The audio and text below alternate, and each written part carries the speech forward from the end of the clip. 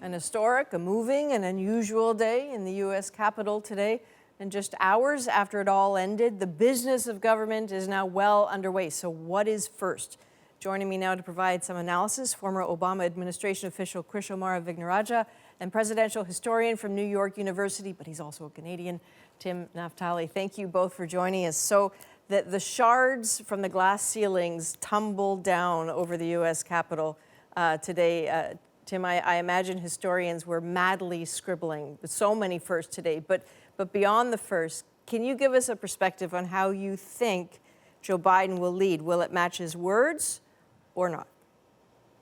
Well, Joe Biden today made clear that he is engaged in a very significant balancing act. His inaugural address, which was poetic and powerful, played on themes that Abraham Lincoln used at a time of a divided America, and also brought some Catholic themes. The president is a deeply religious man. Faith is very important to him, and he called on St. Augustine's idea about the objects of common love as a way of saying to Republicans that there are core values that we Americans share, and that we must get past dividing and thinking of our country as divided into two tribes. His balancing act is to try to find common ground, to soften the divisions deepened by Donald Trump. And he's going to do this as a way of dealing with COVID, because COVID is the policy area that should be the least controversial. And that area is naturally associated to economic recovery. So what you saw today was a deft attempt at not just talking about unity, but providing a roadmap for a series of common objectives that might soften. It's not going to eliminate the political crisis we're in, but might soften the tensions that Trump left behind. And Krish, as you listen to that mandate, this broad, ambitious mandate, what is the role for Vice President Harris in that? Usually, again, as an outsider, we look at this and say, okay, a vice president is typically a capable partner. Not necessarily much more, but does that definition change with this administration, Krish? I think that with President Biden, you have someone who fully appreciates, probably better than anyone, the value of having a true partner in a vice president. Obviously, when he was President Obama's vice president, he tackled massive issues like the economic recovery and TARP, as we call it here. And so I think that you will see President Biden invest and expect Vice President Harris to play a critical role. And the truth is, between the economic recovery and issues related to environmental and racial justice, there is more than enough work for Vice President Harris to play a critical role.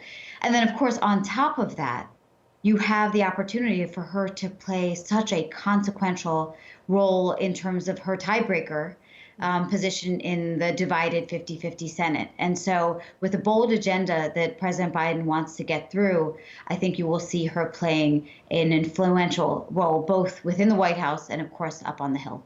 And Krish, just another quick question to you, if I may. You've been there, you've been on the inside at the White House. Can you help us imagine what's going on? I mean, we know they know how to make the phones work. They know where everything is. None of that's a surprise to this team. But what's going on in there right now? Yeah.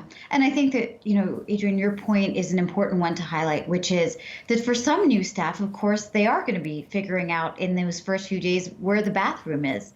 The truth is there was an intentional decision to look to the expertise, the talent, the skill, the experience of at least a few years, if not 8 years, in the Obama administration. And that, I think, was an intentional decision. So what you'll see the White House staff focusing on right now in these coming days is both what action can be taken by the White House itself. Obviously, you saw 17 executive orders that were issued just today.